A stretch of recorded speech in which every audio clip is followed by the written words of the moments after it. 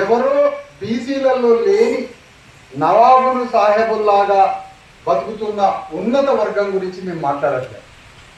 ముస్లింలలో దాదాపుగా సగానికి పైన 70% ముస్లింలు బీసీలలో ఉన్నారు.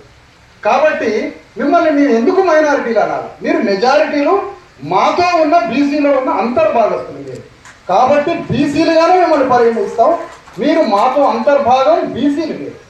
ఈ మాటకి కన్విన్స్ అయ్యి కొత్త కొత్త నిర్వచనాలు, ఒక విప్లవాన్ని తీసుకొచ్చేటప్పుడు నిర్వచనాలు మారిపోతుంటాయి.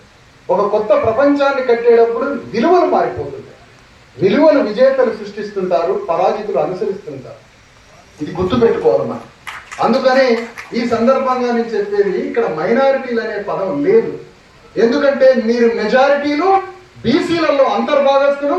ఇంకా చెప్పాలంటే ఎవరో పర్షియా నుంచో, ఆఫ్ఘనిస్తాన్ నుంచో, పాకిస్తాన్ ప్రాంతం నుంచో వచ్చినటువంటి వాళ్ళు ఆ సంఖ్య కొద్ది శాతం మంది. ఈ దేశ మూలవాసులైన ఇక్కడ బీసీఎస్సీ ఎస్టీలే అల్లా మతంలోకి చేరి ఆధ్యాత్మిక ప్రజాస్వామ్యం అక్కడ ఉందని చేరిన మా సోదరులు మీరు, మా రక్త బంధువులు. అందుకని మైనారిటీ లేదు. మరి ఇంతకీ మైనారిటీల పదం అనవసరంగా వేస్ట్ అయ్యి స్టోరేజ్లో ఉంది కదా.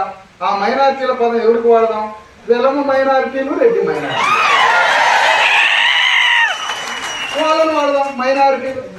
మైనారిటీలను వాళ్ళని పిలవండి. వాళ్ళని పిలిస్తేనేమో అవమానం. ఓ ముస్లిం ఆయనేమో నన్ను మైనారిటీ అని పిలువు, నన్ను మైనారిటీ అని పిలువని నాకు కాగితం పంపుతుంది. ఈ పదంలో రెడ్డి ఆయన విలమాయనాను, ఆయనేమో మైనారిటీ కాదట. 20 కోట్ల మంది ఉన్న వీళ్ళు మైనారిటీలట.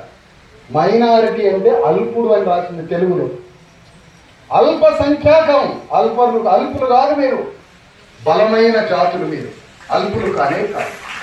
అట్లనే డిఎన్టీ మనోడు చెప్పినటువంటి ప్రపోజల్ కొద్దిగా మాట్లాడదాం, చర్చిద్దాం. మనం తప్పకుండా వాటన్నింటి కలిసి